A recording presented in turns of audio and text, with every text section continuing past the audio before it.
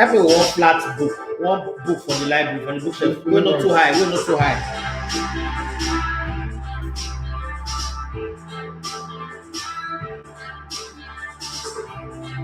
Yay! We're getting ready.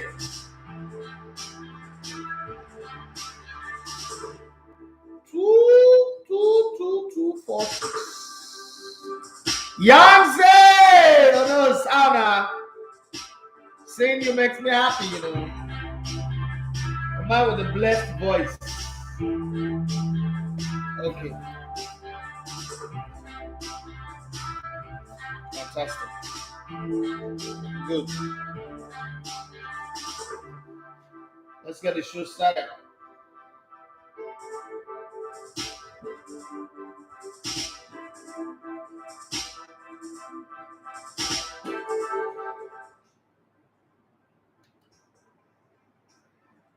All right, good morning and welcome to the Sports Buffet on Elegbete TV Radio. My name is David Moyes. You're gonna love to come in the Elegbete One of Sports. It's a wonderful, lovely, beautiful Tuesday morning, and it's time for us to talk sports for the next 1 hour. It's going to be sports, and there's so much to talk about in the sporting world today. But I'm going to rely on you guys a whole lot to get in on the conversation. Okay, you can call in on 07025000069, or you can send us a message. But I think I want to have calls. I want to have phone calls on the show today. Even the mosquito showed up to join us on the show. That's so much malaria-ish, but God will protect us.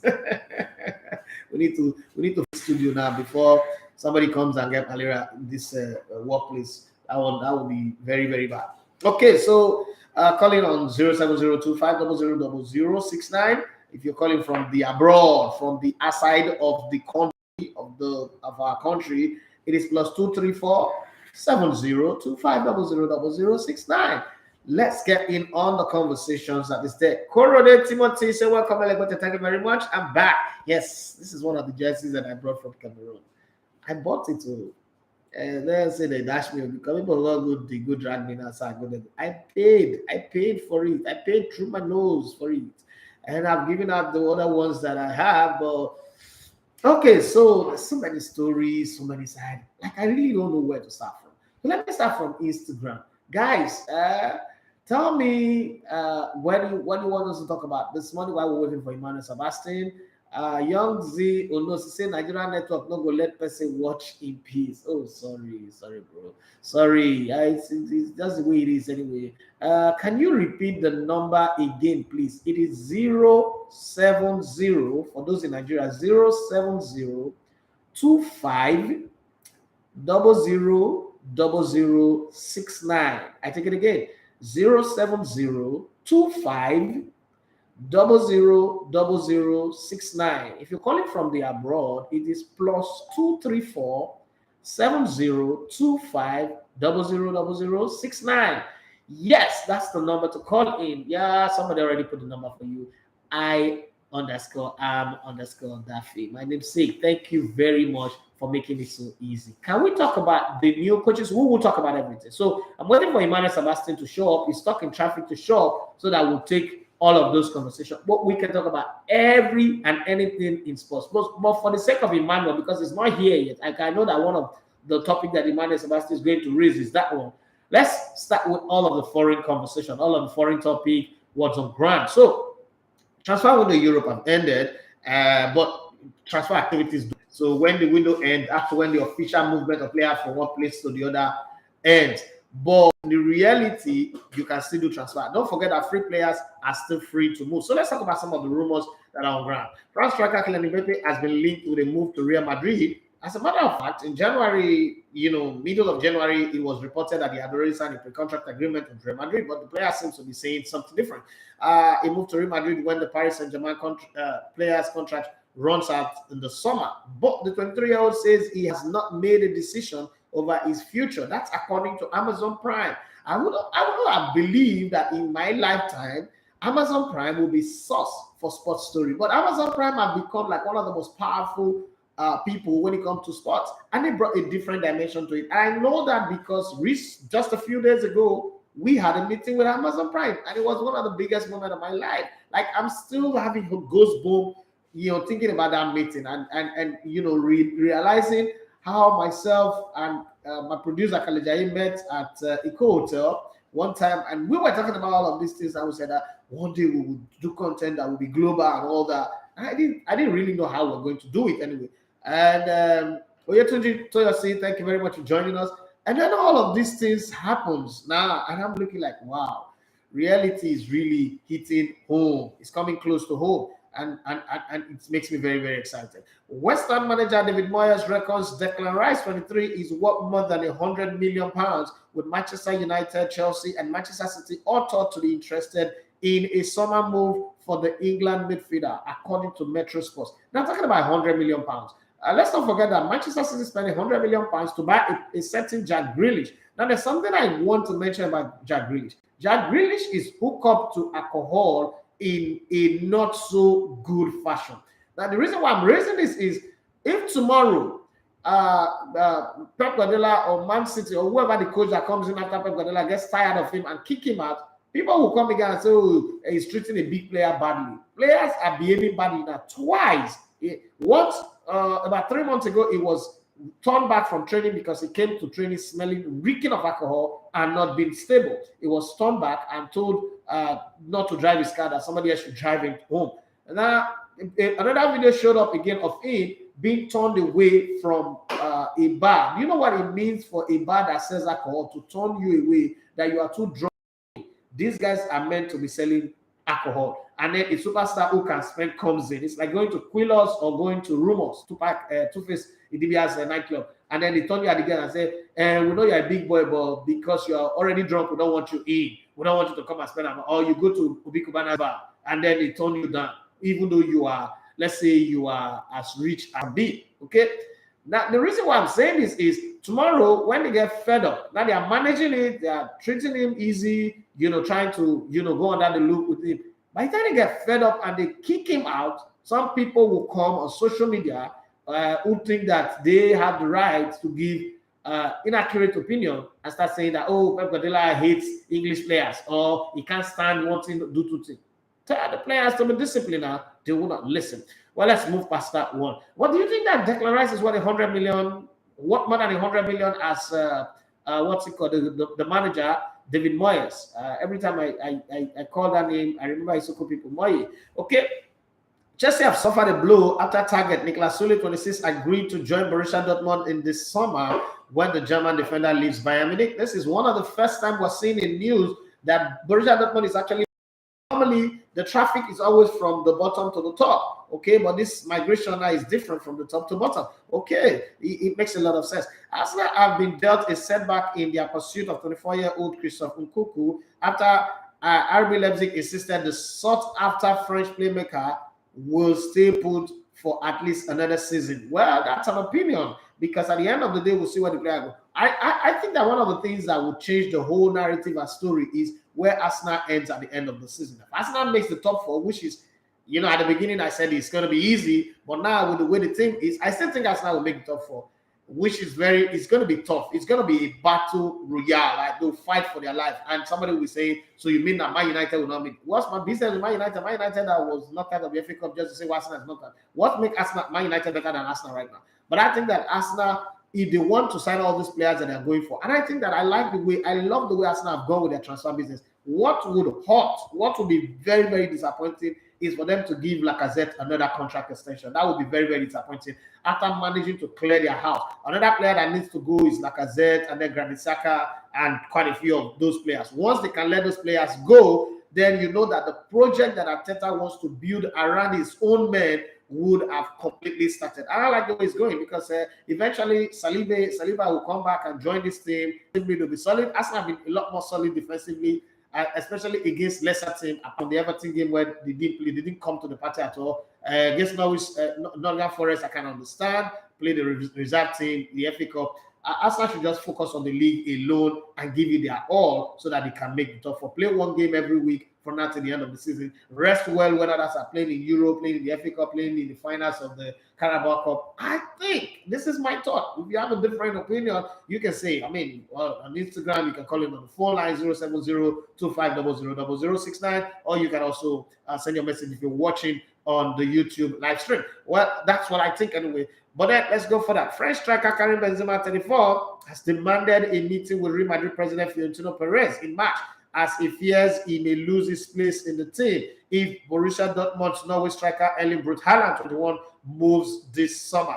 Okay, but what's the guarantee that Braut Haaland wants to go to Real Madrid? Because from what I see and what I hear from sources behind the scene, Braut Haaland is more interested in going to FC Barcelona than he is interested in going to Real Madrid. And these are the reasons. Okay, so he believes that if he goes to Real Madrid, for instance, Real Madrid is still going to go get Mbappe. And that thing that happened to Neymar would eventually happen to him, because the focus will not just be on him. He wants to be in a team where the team is built around him. But I don't think that would happen in Madrid. So that is afraid of. But when the desire is not available, the available becomes the desire. If at the end of the day, Barcelona are not able to sum up the money and bring him to Nou Camp, well, he would love to play. Who wouldn't want to play in that new Real Madrid stadium? Everybody wants to play there, but let's see how that goes. Manchester United have agreed a fee of £12 million for the permanent sale of Brazil midfielder Andres Pereira, 26,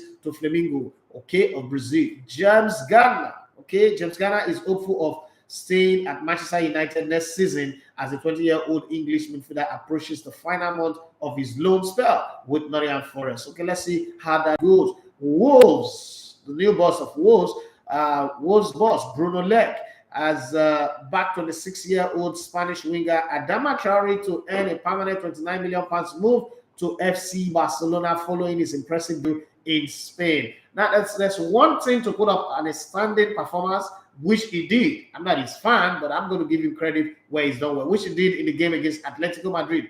Yes, and then we could also argue that Atletico Madrid have not really been having it hunky-dory, have not been having it sweet and smooth and nice.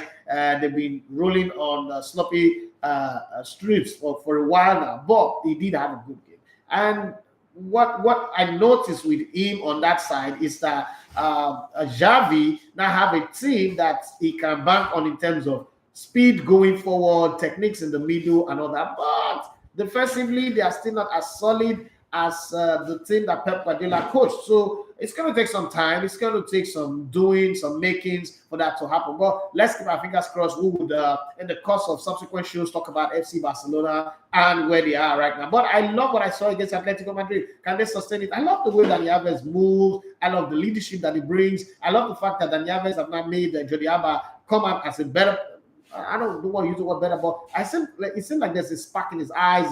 There's better play, there's understanding, which is very, very good. But let's hope that they will run like this to the end of the season, qualify for the Champions League next season, because it will be very, very disastrous to have Barcelona not playing in the Champions League. But then they say what you sow is what you wear. So now let's keep our fingers crossed on that one. Leeds United boss Marcelo Bielsa has defended the club not making a senior signing in January and added that it was very valuable. The Erland roadside were able to keep the players that wanted by the teams. Okay, Leeds United did not entertain selling Raphinha 25 in January, but expect interest in the Brazil winger, who's 26-year-old England midfielder as well, Kevin Phillips, and French keeper Ilian Meslier, 21, during the summer. Okay, so as much as they didn't sell these players, they know that some of the best clubs in Europe will go out for them. I think that Kevin Phillips is one who can also have a dig at a big club. I don't know how good he would do, but I saw him play in the Euro.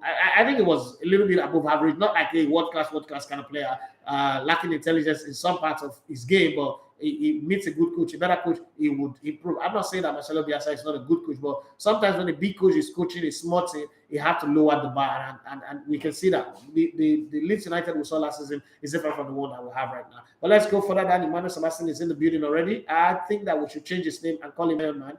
Is Tony Stark, to be as strong as he is going through the kind of things that he's going through requires some kind of magical powers, and I don't think I have that kind of powers anyway. German's left-sided wing back Robin Gosens, 27, says he considered an offer from Newcastle United before opting to join Inter Milan from Atalanta in January. Wow, Inter Milan will always place ahead of Newcastle currently until Newcastle becomes the force that we think they can be. Well, Everton and Leicester City, along with a number of other Premier League clubs, monitoring Bristol City and England under 19s attacking midfielder Alex Scott. That's the talk on the transfer. The man of the moment, the guy who makes this show tick, who makes this show hot, who gives everything that we need to make this show exciting is in the building. Sorry to traffic, he didn't get to reach here on time. And if you live on this agile axis, you would understand what I'm saying. The traffic is crazy because of road construction, and normally there's always traffic before then you not add road construction to it. It's crazy. A character blessing Sunday. Thank you very much for saying to me, well done. That's a friend who is more than a friend, who's a brother. And then on the YouTube channel, you got a lot of people dropping comments. Welcome, Alebete. That's according to Corode Timothy. And then he went to say, now that Seguavon is now to work with Amunike, we want to know your thoughts on this today. Thanks. I definitely will give my thought, but Emmanuel, I said all the matters concerning home front. Emmanuel will take charge of the proceedings. Here's Patrick. He said, good morning, boss. And then good to be here today. He said, this is why I love the English people. The way they hype their player is unrivaled. Anywhere else, 100 million for Rice. Now, wow, Rice will be 28K. Rice will be 28K for a bag for a year. Now I want to sell for 100 million. Okay, I like that. I like the fun, the joke that he brings to it. Don't forget, you can call in. Now the show officially starts now. You can call in 07025000069, and then you can call in from the abroad anywhere you are. Make it +234 7025000069, and let's have a conversation. Emmanuel Sebastian, comment the hour, comment the man. Is it that hard to say it in commentaries? Emmanuel Sebastian is here. Okay, Emmanuel Sebastian, good morning and welcome to the Sports Buffet Tuesday edition. You are 20 or 18 minutes late. All right, good morning to you and to everyone who's tuned in today. I have to drop my apologies for coming late. I mean, you know, it was really crazy. The last few days have been crazy, and it was really crazy getting here. The agile traffic was trending a few days ago online. So, and you thought they were joking. You decided to test it today. You know, I saw what it is today. But I mean, it's good to be here. It's another beautiful Tuesday morning. I must say, what a perfect time to put on your Super Eagles jersey. I paid expensively to get this jersey. Expensively. Well, it looks good on you. You know, I told you, I still got the player in me. Oh, now Kalejaye decided to destroy the whole studio. Yes, to buy this jersey, first you'll be begging people to pay for it, to buy it. I don't understand.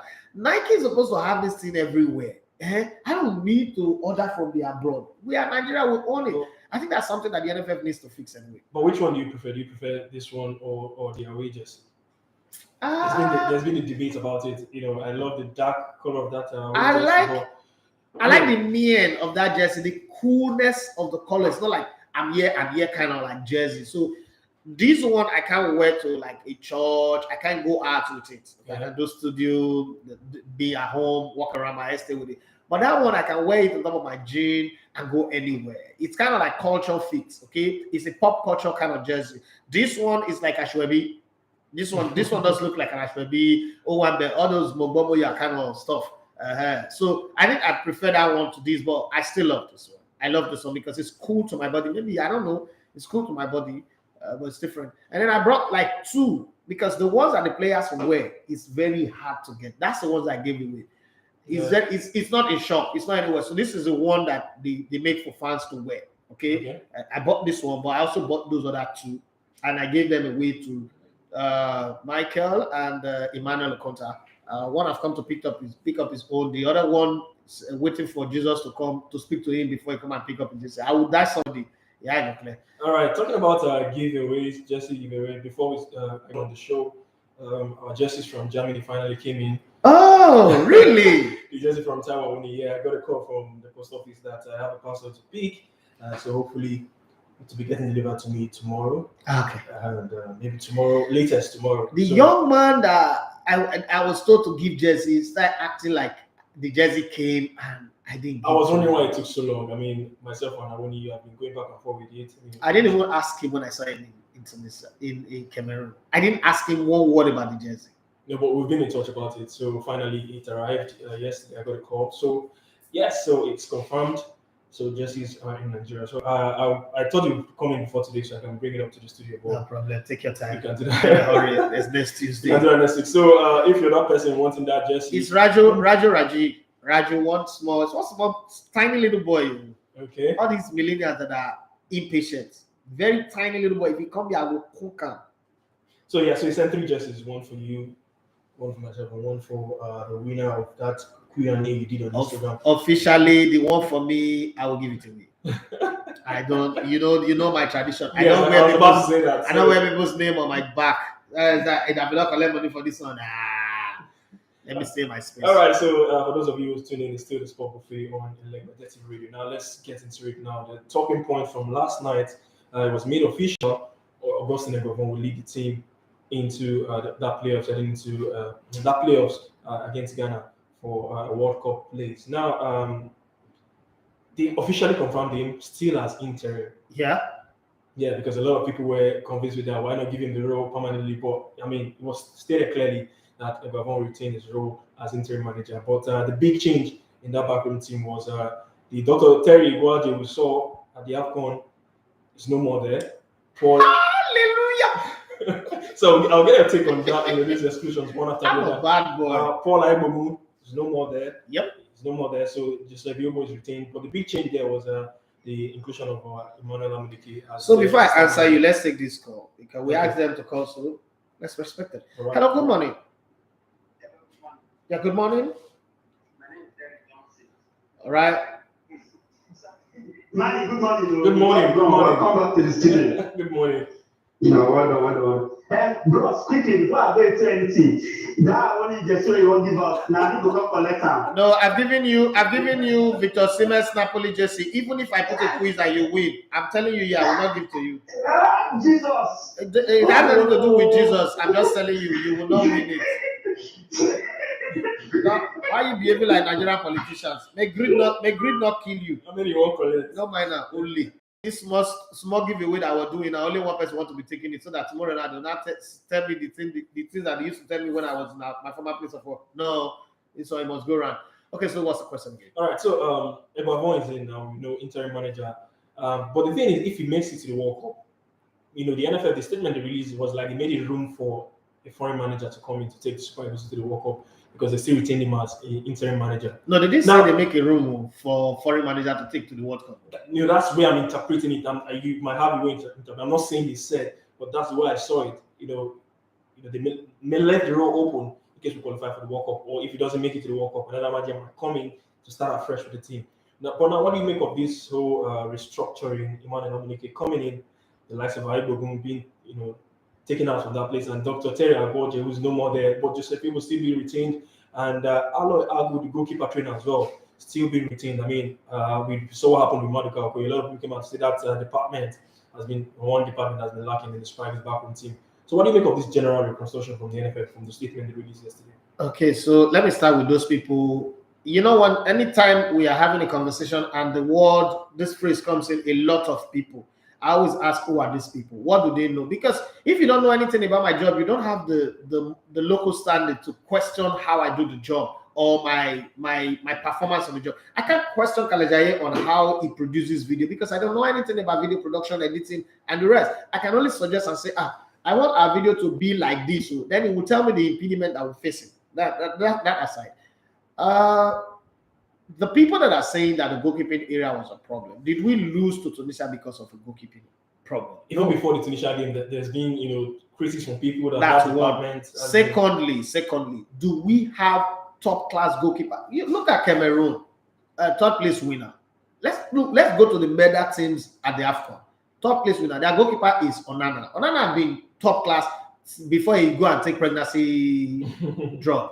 Okay. Look at the goalkeepers that, not just one, but the goalkeepers that Egypt brought. You're talking of CAF Champions League winners, the goalkeepers that have been consistent at the club level for top Egyptian clubs. Yeah. And then you look at the goalkeeper for Senegal.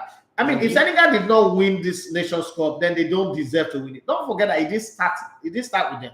Okay, there was one fine boy that looked like Maduka Okoye that started their first couple of games, and then Edouard Mendy came in, and you saw what he did. These are top class goalkeepers. These are goalkeepers that are proving themselves at the very highest level. We have one goalkeeper in Orlando Pirates. We have one in Nobo. Where does Nobo keep? Eyimba. We have another one in Sparta Rotterdam that will be going to Watford. and then we have one in Nicosia, in Cyprus.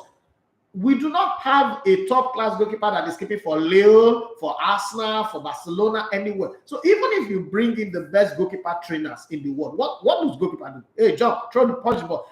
You come with ability, and then what these coaches do is keep you fit, keep you tuned for the game.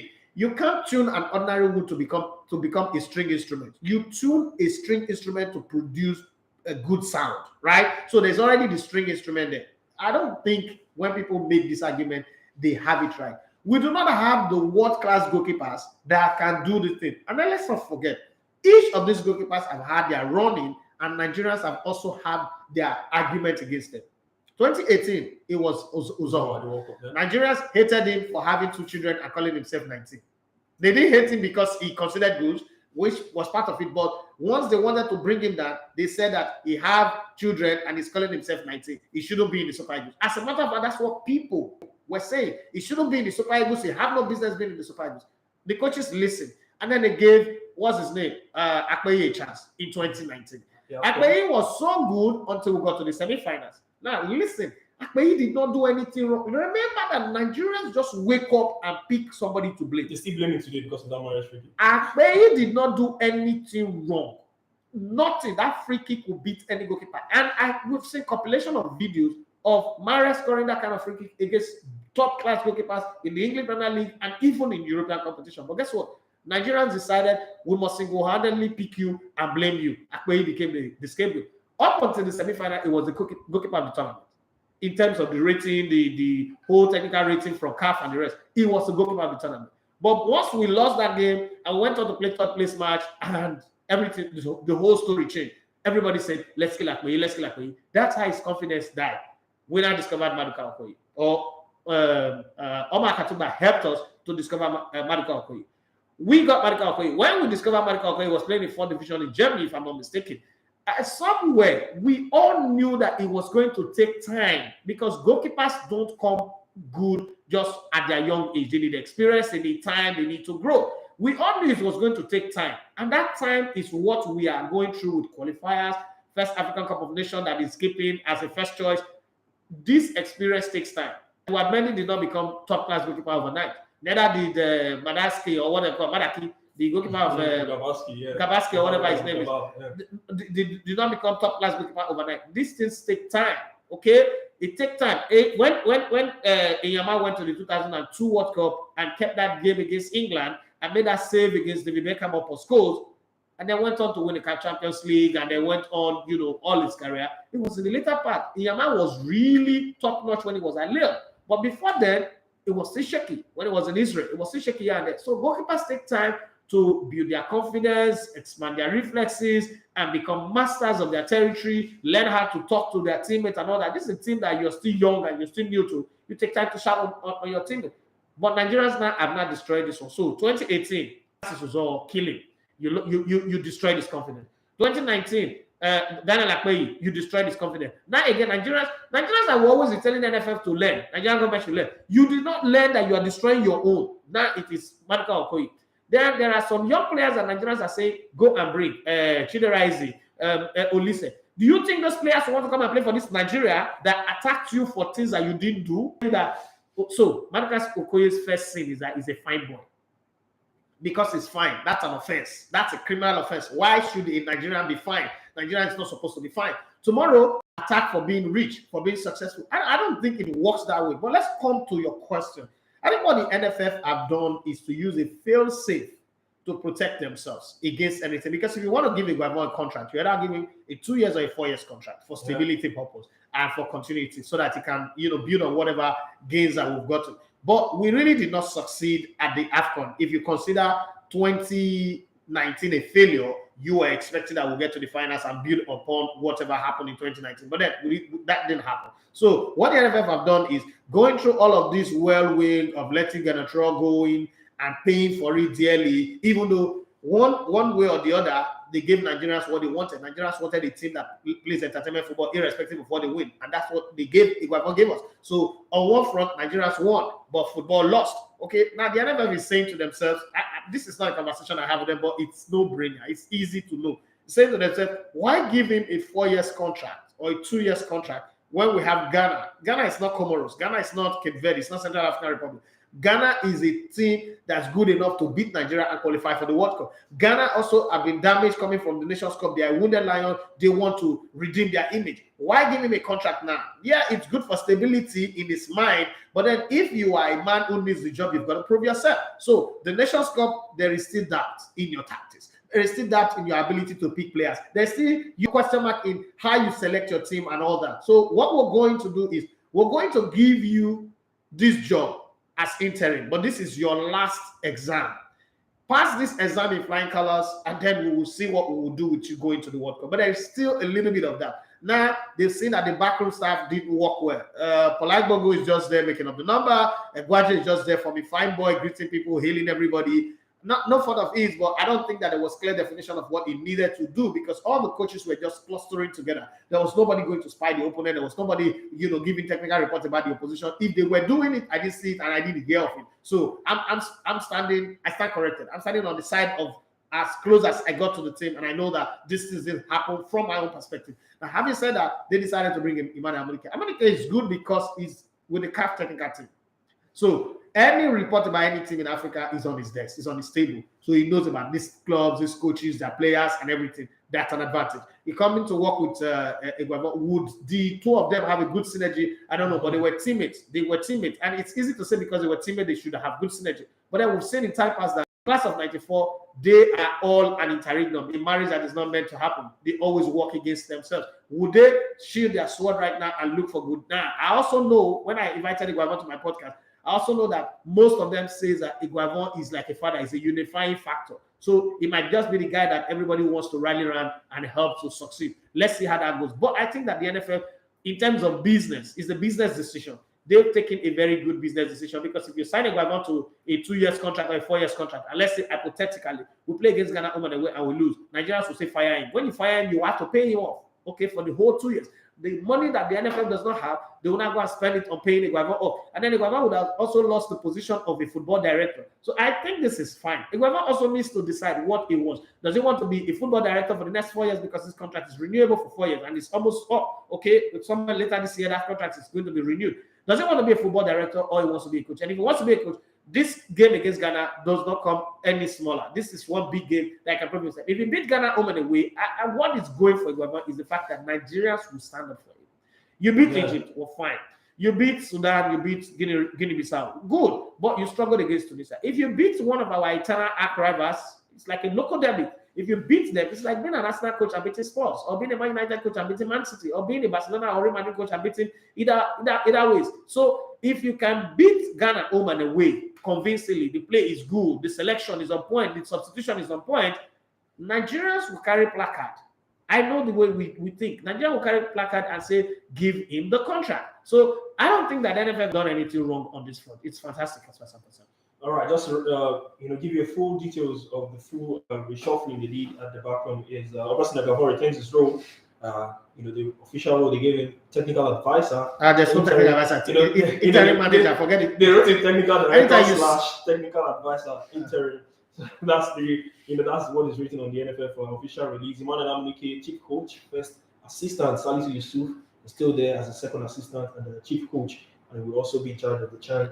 Joseph Yobo still retains his position, but this time around he's going to be the third assistant. Then Aloysius Agu retains his position as a goalkeeper trainer. Like I said earlier, there's no more Paul Aibogun and there's no more Dr. Terry Gwaji. And by the way, we hear Ghana close to appointing Chris Wooting as the manager. And so do you think that what do you make of that appointment from Ghana? It's big enough. I mean, Chris Wooting, we've seen him in the Premier League teams, but I mean, they come up against the Super Eagles next, so we have to look at that managerial opponent and what it takes for the Super Eagles. Well, I think March is next month. Yeah. And there is no window for him to have a friendly game before the World Cup qualifiers. I think that the report has been in Ghana. Let him stay. If you stay in Ghana, go eat bangkok, whatever he wants to eat. But let's talk football. Yeah. I think that the time that he's got was the same reason we all kicked against Jose Peseiro coming to Nigeria. Is Chris Hughton a world-class coach? No. Is Chris Hughton the kind of guy that if he comes in, you'll be afraid? No. One of the beauty of the 2021 African Cup of Nations is that an African coach won it, and I'm very happy.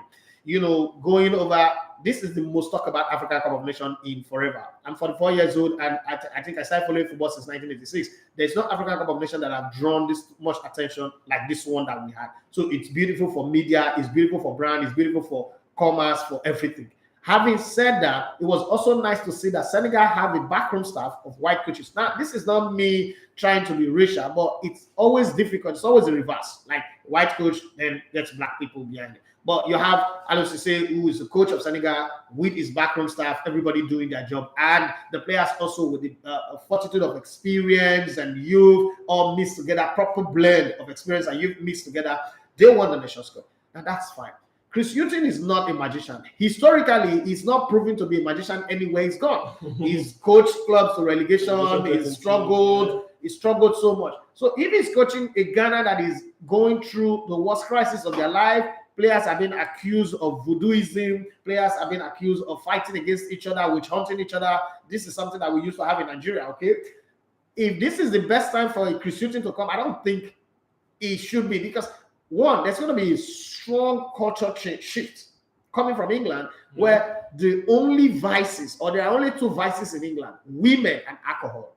And then you now come to Ghana, where the vices is women, alcohol, money, family, distraction, and then voodooism. I don't think Chris Hughton understands the road he's going to walk on. He might say all those things he wants to say in the dressing room, trying to inspire them, trying to push them, but more, I think Chris Hughton is a tourist coming to Ghana to collect some good Ghanaian fun, good money, because Ghana happens to be one of the countries that have the highest budget for its national team. Ghana is the only country in the whole of Africa that have a separate ministry for just the Black Stars of Ghana. There is a ministry. The way you have the Ministry of Sports is separate. Then there is a ministry for Black Stars, and they budget massively for it. And the budget comes directly from the presidency. It doesn't go through Congress. It doesn't go through anything. It's uninterrupted budget. So Ghana have money to spend. But would Chris Hughton just come in, walk into the dressing room and change it? Why the Super Eagles was able to lift was because they brought in someone who's been around as a football director, who knows the Super Eagles, who understands the Super Eagles.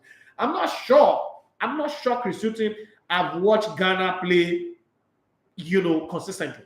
I'm not sure he understands. I'm not sure when he meets his players, apart from the ones playing in England, he would know their name, like know how to pronounce their name. I'm not sure he would even learn how to talk chalet. If he say this one, if he say that one, before he will take up the job. And people say that, football does not know tribes or language. It's a lie. Communication is the reason why Unai Emery failed at Arsenal. It's not because he's not a good coach. He's a great coach, as a matter of fact. And he proved it when he left Arsenal and went to lowly rated Villarreal, who would not won anything in forever. And he won the Europa Cup, beating Arsenal in the semi-finals and beating Manchester United in the finals. But if you don't have good communication, good understanding, and the psychology of the people you're coaching, it's going to be a problem. Would it work for Nigerian advantage? It's a two-way street. If the Ghanaian players want to go to the World Cup at all costs, like you saw Chelsea in 2012, Roberto Di Matteo didn't win the Champions League for them. The players decided, you know what, let's go out with a bang, and they won the Champions League. If the Ghanaian player says, you know what, let's go to the World Cup and redeem ourselves from what Comoros did to us after our pride that led to our fall, they might be a very big banana peel or a big shocker. I don't want to call Ghana a banana peel because you might make them look like they're small. A big shocker for Nigeria. But if we're going to go by the reality of coaching, I think signing Hughton is an advantage for Nigeria because they're signing a coach who does not understand the team is going to coach, and that might just lead to their downfall. All right. One of the catches of signing Chris Hughton, according to the report, was his ability, or the RI brings, to bring that pool from those Ghanaian diaspora players going to play for Nigeria. As we talk about, why do I feel like they're trying to copy Nigeria? Yeah, as we talk about Callum Odoi, coming to play for Ghana, and this, I've forgotten his name now, this Ghanaian player at Roma, and has this relationship with Jose Mourinho, Raphinha. Yeah. So the pool for him to bring those players to come represent Ghana. But by the way, that's Ghana, and I believe the Super Eagles have what it takes to get one over the Black Stars. I believe that too. All right, so moving away from the Super Eagles, now there's another story regarding the Nigerian player that trended in the last few days. Was the move of former NPFL joint top scorer Silas Nwanko. He moved from Nasarawa United to a top flight side in Sweden, Mjällby IF in Sweden.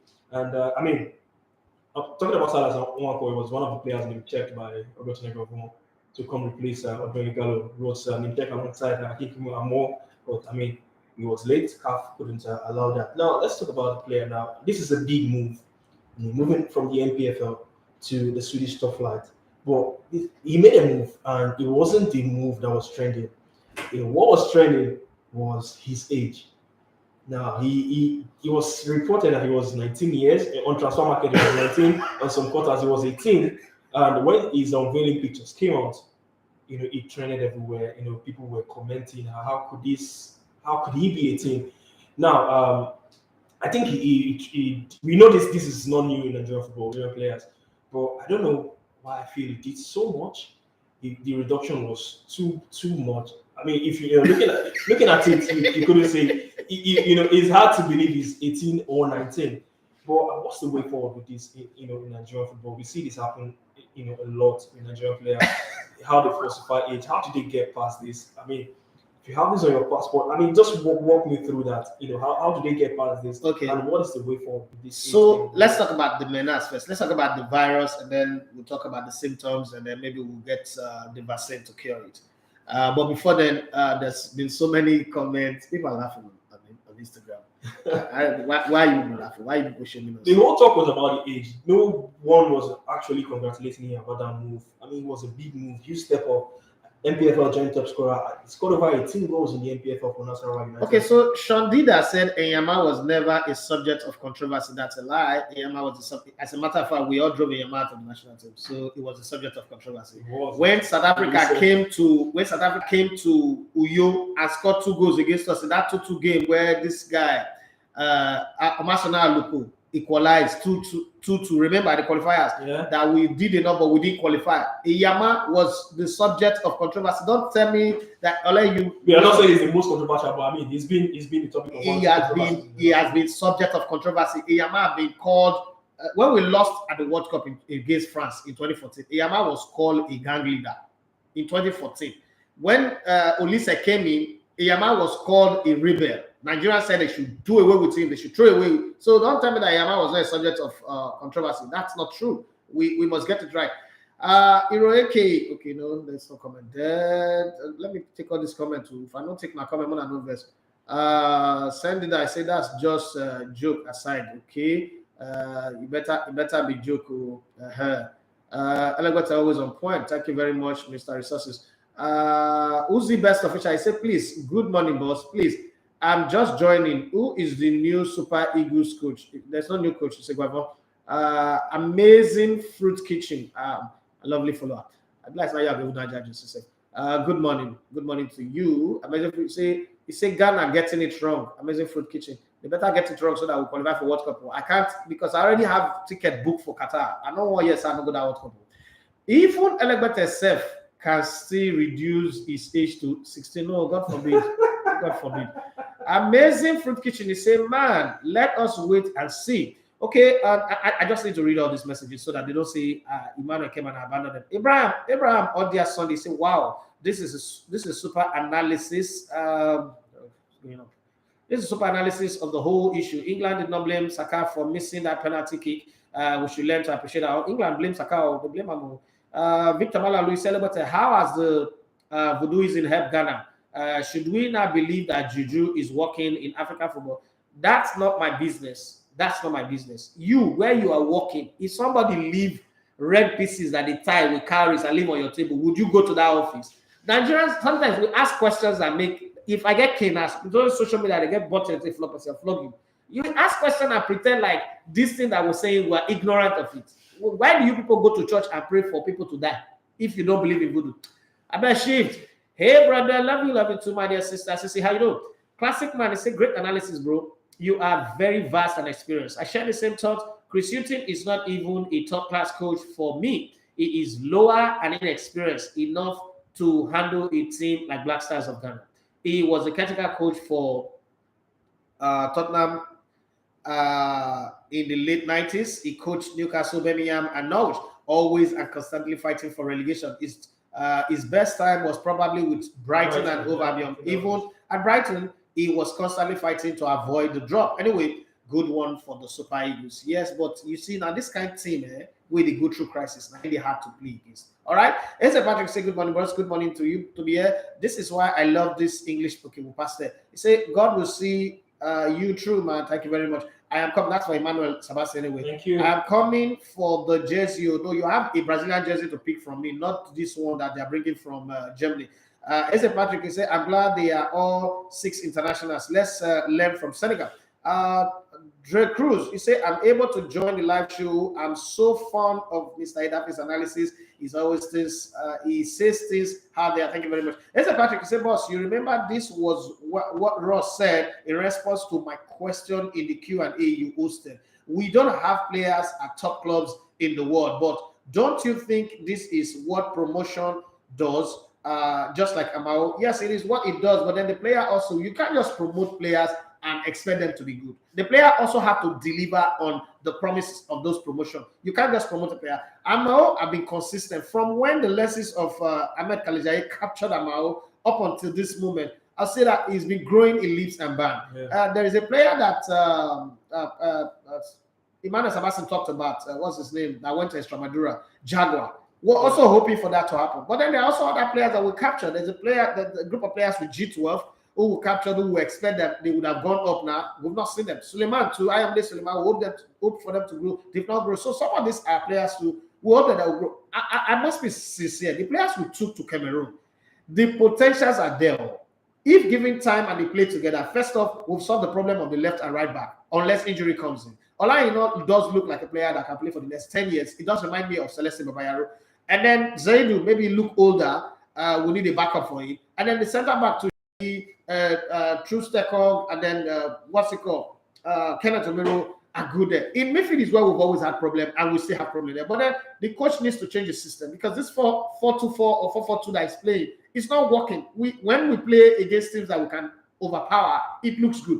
But when we play against teams that overpower us tactically, we struggle. So we still need to go back to that Gunnar Trust system, but with a lot of mobility. We need Frank Onyeka and Wilfred Ndidi playing, and Nottingham Forest neutralized them anyway, playing in that midfield properly. And then you also need a very good creative midfielder in the number 10 position. Now, I also agree with people who say that having a creative number 10 is not really the in thing these days. Yes, I agree. Not like in the dancing or coach and the rest of them. But you need somebody who really know how to give a pass, who know how to make decisions. Number 10 today is about decision, making the right decision, giving that split second pass. You know, you have 3 options, but giving the perfect passes at all time in the games that you play. Once we can get that right, and then the coach can, really make the team more fluid. I don't think I have any axe to grind against him. I don't think he did bad in the Nations Cup. When he was asked to deliver against Egypt, he delivered. When he was asked to deliver against Tunisia, he did change his team, but we didn't convert the chances that we created. That was one of the problems. As Patrick, he said, our players and their team need to start promoting their players. No, not just promoting the players. The players should deliver. Once they perform, if they score goal, we know they score. If they defend well, we know they defend well. You can't be considering 6 goals, 5 goals as a defender, and then they want to promote you. What are they going to promote? They have the talent to play for big teams too. They just don't have good enough promotion and packaging. The point I just made about rights, I agree with you. Uche Chukwu Irogbu said, what do you have to say about Nwakali missing 9 days before returning to his club? Same attitude issue, or was it warranted? You never can tell. You don't know what's going on with the player. You don't know what's going on with the family. I saw the reports, but we were waiting for. Yeah. So you need to get both sides of the story. Yeah. I've heard people. I was in Abuja coming from a dinner that I went at, and somebody was already tearing into the player. You don't know what happened. So until you have all facts, that's why I say this station will not do breaking news. I want to have all sides of the story and be able to talk with authority. Because I hate to apologize. To come back and say, oh, I'm sorry, the position I took was wrong. I hate to do it. So I really love to be on top of the stories before I can say it. So let's not blame the player now. Adeni Adejuma, he said we need to be humble going to the game against Ghana. Leave, what's it called now? We need to be humble. Leave nothing to chance. They also want to go to the World Cup. Fact. The Eagles should color against Ghana. Well, let me take this call. I don't know what I mean by Kalasha, but it must be something very, very good. So let's come back to what we were saying about Silas. Yeah, Silas. So age cheating problem is not a pandemic per se, but it's a national problem. Civil servants change their ages, people argue about their ages, they bring it down and all that. So I don't venture into it that much with Venom anymore like I used to. Hello, good morning. Yeah, good morning to you.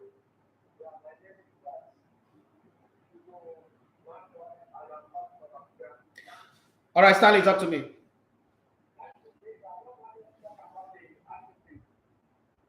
Okay. Yeah, this is I think that we should let our players to play as if they want to dance for the nation. Let me give you an instance. If you watch our match with setback in Lagos, Victor Siemens, he played his house out. You see him running, picking the ball, and once that's what they need on this side. They shouldn't be doing a thing. Let them play and play with their house. Even when they lose, we'll see that they are. The question I will put to you in reverse, conversely to this your demand is, do we Nigerians live like we want to die for the country? Oh, it's funny now, right? Everything is funny when it's not happening to you. Players cannot live in isolation. One of the things we must know. We don't live our lives. I mean, you hear people go to social media. Nigeria is a zoo. Nigeria is a shit. Nigeria is this. You want players to come and die for the country that you are not even willing to die for. So, okay, somebody say Kala means strict. They need to be strict. Tony Jesse said, even Baba Voliovan changed his age also. It's really a national issue. So let's talk about this thing. The people that rule us, the examples you have ahead of you, they change their age, nothing happened. Anytime there is no punishment for doing something, you can't blame people. Having said that, Silas is not 18 years old. Okay, nobody can. In 2019, he played for Crown. After Crown, he went to Sunshine Stars, if I'm not mistaken, because I really followed him in the league. He played for Sunshine Star in one season, 2019-2020, and then he went to Nasarawa United from 2020 to 2022. Hello, how old was he when he was playing for Crown FC? Professional football. And then how old was he when he played for Sunshine Stars? Playing 11 games, scoring 2 goals. And then playing for Nasarawa United, playing 42 games and scoring 20 goals at 18, before 18. I mean, it's not something that we can complain about, but this is how it works. So the people who have a player, they always make sure you don't have a passport until a concrete deal abroad is available. Once that time comes in, you go almost all Nigerian footballers born in Nigeria don't have birth certificates. And okay, that's a government problem because it's not easy.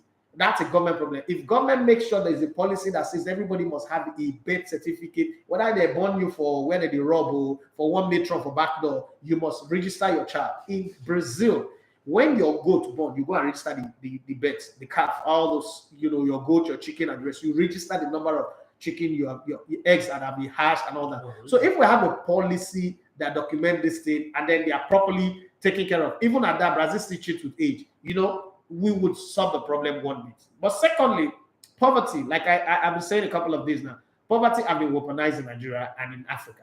So we look at it like this is your only way. If Silas comes and says he's 33, the club will not sign him. So it's a two-way street. If Silas comes now, that guy looks like he's over 30. If he comes and says he's over 30, the club will not sign him. So the best way for him to sign is to say he's 18. Now, where I don't have a problem with it, and when everybody is talking about it, why it really doesn't bother me, it's the fact that he didn't sign to play an underage competition. It's his career. If he plays and after 2 years his career is over, that's his business. Kaka did not cut his age. His career did not last. He didn't have a long career. Zlatan is 40. Some people did play up to 30-something, their career is over. So even if he didn't cut his age, injury can end it. I'm not supporting cutting your age, but I don't think it's a major issue the way people made it look. It's just the way Nigerian social media works anyway. The way we made it look, we now made a force out of it. He didn't say he's 18 to go and play for under 17. He's playing open age. That's what we call it. He's playing senior career. So if he chooses to be 18, if somebody can wake up, let's even judge the world on a general surface. A guy who won a medal in athletics in Olympics, a guy, a man, got married, had children, woke up one morning and says he's a woman, and we all agree. Jenner. Yeah. From Kris Jenner to Kathleen Jenner. We all agree. Why is it difficult? Which is harder? For somebody to wake up one morning and say, I'm no longer a man, I'm a woman. Or I'm no longer a woman, I'm a man. And we all accept. Why can't somebody change their age too and we all accept it? That's the way I'm looking at it from. You may not like it, but who cares about what you like? It's about what the universe has become. You know that gender now is no longer male and female alone. There is extra. I don't even know what they are called. But we accept it. If we can accept that, then we should let people be. It is career, not my own. And the fact that it says it's 18 does not change it. Somebody was born Cassius Clay. One day woke up and said his name is Muhammad Ali, and we all accepted it. So whatever age you want to claim, it's your business. For as long as you can survive and play your career very well. Changing his age, let's not forget, does not affect any other person but himself. Yeah. It's a choice. It's like I decide to put tattoo in my hand, and somebody comes and say, why you have tattoo? Just the way people talk about my dreadlock. Oh, you can't be a CEO and have a dreadlock. It's a business. That's your own business. It's not my business, right? So I don't think I want to bother about silence. But that is 18, I don't think is a problem. But I won't be one of those people who go crazy, go ballistic and begin to tear him down. No, it's a choice. The European clubs too are at fault in this. If this guy comes out and says 33, would what's it called? Jabi, I know what they call it. Would they sign him? No. So survive. It's in survival mode. In survival mode, you do everything and anything to survive until you get to stable ground. So it's not on stable ground, it's trying to survive. Play for. Look at the clubs they play for. All clubs that with tradition of not paying salary. Crown, such as Stars, Nassau United. Then you get a place where you can earn salary, and the only thing you need to do is change your age. My brother, let's leave him. It's not a major conversation. It doesn't affect anybody. It doesn't destroy the apple. This is not Eve eat apple and sin came into the world. I mean, aside the age issue, I mean, Silas Nwanko is one player you would want to keep an eye on right there in Sweden. He knows how to score goals. If a player can be a name check to come into the national team by the national team manager, then you should know the talent is definitely there. So Silas Nwanko is one player I'll be keeping an eye on, and hopefully he gets to score lots of goals for Mjällby right there in Sweden. So congratulations, Silas Nwanko, and we wish you all the best in Sweden. Now, moving away from the Silas Nwanko story, let's talk about the just concluded AFCON. We saw two team of the tournaments released. Yeah, we saw the official one from CAF, and we saw the one. We saw the one from Who Scored. I mean, Sky Sport released it. So let's compare both teams now. Let's look at the one from Who Scored at the release courtesy of Sky. Now we have a Nigerian player in that XI. Remember, Nigeria got knocked out at the round of 16. So in goal, there was Gabaski in goal, the Bishan goalkeeper. Yeah. Right back, Hakimi, centre back Koulibaly, Diallo, and Cisse. That's 3 Senegalese in that 4-man defense with Hakimi. Yeah, Hakimi. Yeah. But why did we put Hakimi there? I don't know. He had a good. Maybe he scored some couple of good goals. Yeah. He had a good tournament before they got knocked out. So maybe I felt that was why they put it. Now in the midfield, Pepe is there. Ivory Coast doesn't deserve to be there. Sangare is there. Midfield, Simon is there. Moses Simon, the Nigerian. I mean, there's one player who lit up the tournament for the Super Eagles. We have Sofiane Boufal that's there. Then up front, Abubakar and Sadio Mane. So that's the 11 they released from Who Scored. Now the official CAF 11. They also have a room for substitutes. Yeah. Now in goal, there's Edouard Mendy. In goal, remember the Who Scored one, there's Gabaski in goal. Yeah. Now there's Edouard Mendy. Hakimi retains his place at the right back position. Now in the defense, we have Abdulrahman of Egypt and Tapsoba for Burkina Faso make up the centre backs. Then in the left back, we have Cisse. We saw him in the final, the Senegalese left back. Yeah. Then in midfield, Nani is there in midfield. The Egyptian, we have Nampalys Mendy, the Senegalese defensive midfielder, is also there. And we also have Ibrahima Traore, Ghanaian player, who's also there. Then from 3, now we see Musala in front 3, who wasn't there in the rating from Who Scored. Vincent Abubakar retains his place, and as well Sadio Mane in the subs, and Nana, Collins Fide, the Cameroonian Koulibaly is in the sub, Mohamed Hamdi, Ahmed Fatoum, Yusuf.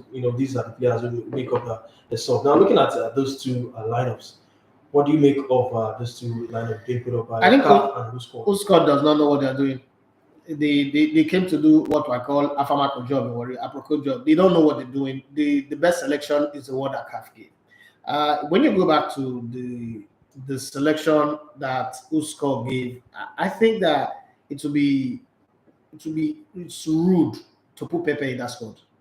And I'm just like, if you don't like Pepe, so why would you say that? Their back line is okay. The entire 4-man at the back is accepted.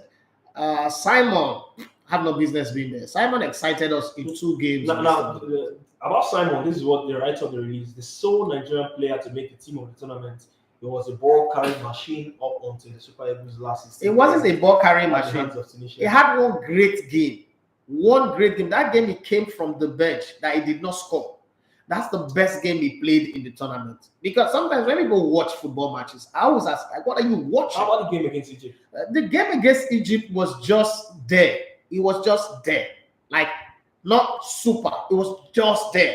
That's how I put it. Not like he did one incredible thing in that game. Moses Simon still had terrible crosses. What is a white man's job? See, the reason why almost 2 players became top goal scorer for Cameroon is because of their white men. Nobody picked any of those white men in the 2 teams that they pick up. You know the crosses that were coming in for Cameroon, even the chances they missed was more than the goals that Nigeria scored. Moses Simon, in this tournament, how many goals did he create? How many goals did he create? That when you say he gave assist of goals, let's put that in perspective. His crosses were still very, very poor. But because we're Nigerians, we easily get carried away. That's how we got ourselves to where we are anyway. So any small thing excites us very, very quick. I think why he's included is the return of dribbles. He does not deserve to be completed dribbles for 90, and it was more than any other player. You just want to support him. But who scored? The official statement they released. First off, who scored? TV.com will select down 11 too. I might decide to select 11 players that did not even participate in the tournament. I put Odia Gala as my top striker of the tournament. And then let's underscore the essence of websites and media putting out this post. The primary reason is for conversation. Yeah. If they give you exactly what you expect, nobody's going to say anything. Like the CAF, that's what you expect. They need to put something that will bring in, it's clickbait now, that will bring in the clicks, the conversation, people start talking, oh, why is this person there? Why is that person not there? Why did you put that person? That's what they will benefit. And they've achieved that one. But I'm saying that even Buffon didn't perform so well for Morocco in this tournament. Have no business being there. I can take Hakimi, but I don't think I want to put Buffon there. In the attack, there is no way you can say Mohamed Salah would not be in the selection and then you put Pepe there. No way. I don't agree with you. So they want this conversation. They want the name who scored to be everywhere. That's why almost every media now is talking about them more than the CAF one. The CAF selection for me is a perfect selection. You have competent technical people who sat down and look at it. You might argue about the goalkeepers and say this goalkeeper. Who was it for you, Mendy or Gabaski? I'll still go with Mendy. Well, he kept clean sheets upon clean sheet upon clean sheet all the way to the finals. And then Egypt was a penalty Zeus. They were scoring penalties. They weren't missing anyone. This man stood in goal and the Egyptian players forgot how to kick penalties. That's something. Not only the fact that they kick it against the post, but he also saved penalties. Now, you might look at it and say it is easy, but when you play against a team that have not missed a single penalties coming into the finals, they've scored every penalty that they've played. It's not as if the opposition just missed, but they've scored all the ones that they played. And then they played against this guy. They couldn't score. They were struggling. They were fidgeting. It tells you a whole lot. You can say the burden of the finals was on their head, but that's why you're professional football players. You want to win. If you need it so bad, then you got to go and put the ball in the net and then win the championship. You didn't do that because there was a guy in goal who stood so big. And I like the way it was moving between the line compared to the Egyptian goalkeeper. Again, that's a minus of the Egyptian goalkeeper. He just stood there like a bump on a log who felt like the ball would just come to him and he was diving one direction. Even the ball goes this way, he wouldn't stretch his arm. The same reason why everybody was blaming Maduka Okoye that he didn't stretch his arm properly, he didn't put his 2 hands. It's the reason why people are giving this guy credit. So I don't think that he deserves to be there. For me, it is Edouard Mendy. I'm not saying this because Edouard Mendy have been in finals, Champions League finals, FA Cup finals. No, but that's not the reason why. Let's focus on the merit of this African competition. He did start the tournament, right? And then he showed up, and then all of a sudden, Senegal turned around. Let's not forget that Senegal was insipid before he came in. Senegal looked like a team that would knock out in the next round, or they would just manage to qualify, bully their way through. And then once he showed up, there was confidence, there was attitude. The team was different. The team was a beast against Burkina Faso. We saw how to play. So you can't wake up and go and tell me that he doesn't deserve to be there. For me, it's the number 1 goalkeeper for the tournament, and he deserves it. Another Alain Ngomani have been produced, or better than Alain Ngomani, have been produced by Senegal. So I give him credit for that one. And then the front line, Take it how you like. Mane deserves to be there. Yeah. Abubakar deserves to be there. And Salah deserves to be there. If you're not going to put Salah there, if you're going to take Salah, then you put the number 12 from Cameroon, Toko Kambi. Put him there. What is that cola? Nicolas Pepe, what is he doing there? This guy just wants us to have a conversation. A lot of people are arguing with you, Moses Simon. They talk that Moses Simon had only one good game for the Super Eagles. Only one good game, and he came off the bench. That's my position. They can tell me other good games that he had. His crosses were lacking, true, but see, what is the function of a winger, a white man? What's the function? To dribble. The Okocha is the greatest player in the whole world. Who dribbles more than Okocha? A white man's primary. See, this argument is like the argument we used to have when I was in Brilla about this guy, Thomas Vermaelen. You can't defend, but then they say he scores goals. Goal scoring defender. Is your job to score goal? Are you a striker? Your job is to defend. Before I use language I'm not supposed to use, your job is to defend. Defend properly. You can't defend properly. You're making opposition score 5 goals against you, and then they say you go forward and you score 2 goals. You score 3 goals. No, your job is. The job of Moses Simon, when they needed him to dribble, the game that they needed him, dribble Tunisians. They're looking for cage like a rat where you trap cash. Which was the dribble? Let's don't get me started. I'm not in the mood. I'm trying my best to be very, very nice. Nobody should not get me started. No, in essence, what we are saying is Moses Simon, yes, is good at dribbling, but he should improve on his crossing, his wing play, getting balls in the box. You were born in 94, so you might not get the answer to me. But all those people that are arguing, if they know Finidi, they should remind me one person that Finidi dribbled. If they know David Beckham, remind me one person that David Beckham dribble. We shall be dribbling. Let's go and let's talk about football. You don't talk about dribbling. All these things that Nigerians wanted. That's how they start gonna throw. We are coming to the end of the show, actually. So yes, we should come to the end, but nobody should open their mouth and tell me that Moses Simon dribbling means that he has improved. He not improved nothing. He still. What were we complaining under Genotro? He was being played in a different. What were we complaining under Genotro? His crossing, actually. Did his crossing improve under Eguavon? But they now played him in his right position. Yeah, his favorite position. They removed him from jail and gave him freedom, and his crossing still didn't improve. So he had a crossing problem, basically. Under Genotro, he was in jail, right? He was handicapped. He was kidnapped.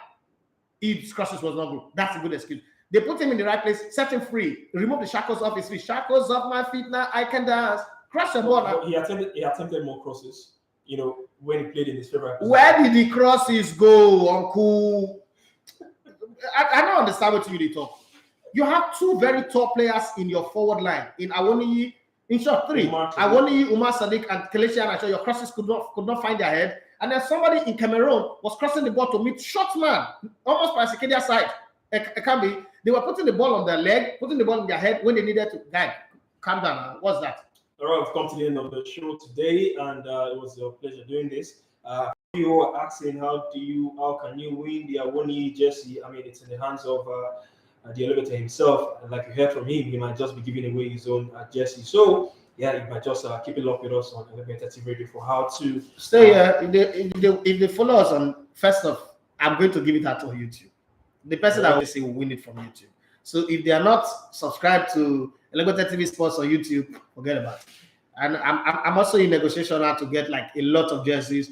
I think I'll be giving a lot of jerseys. I like this jersey giveaway now. It's sweeting me. But before we go, a lot of people be saying this. Boss, I just think that the age cut is excessive from African front. Looking at the future, it might affect our. Is it your career? You that is there. So if they check your passport now, you cut your age. Is it Patrick? At least 24, 25. You even still support cutting of age. My own is don't cut your age. But if you want to cut your age, that's your business. It doesn't concern me. Do you think Aribo should move further up the pitch to make way for Onyeka and in the pivot? Don't forget the table is coming back. I don't know. Coaches of our life, and then they coach youth club. They don't go join Coach Ayiri and the rest of coach. Daniel Abanon, he say we need Victor and Kelechi. Which Victor? Which Kelechi?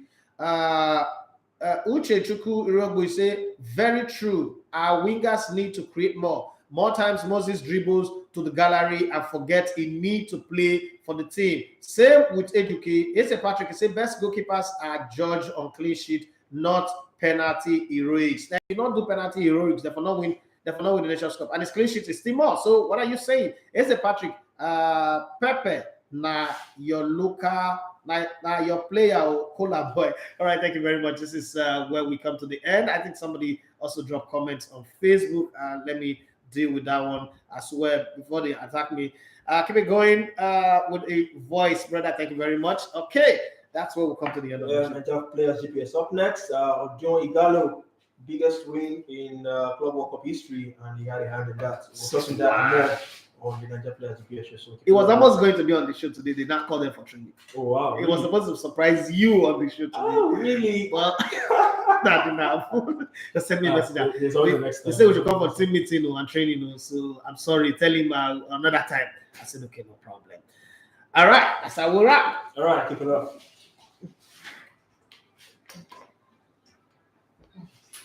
So I'll bring the jerseys next week. But they will deliver us today. Take your time, no wala. We're not in a hurry. He said, I was surprised that it takes so long.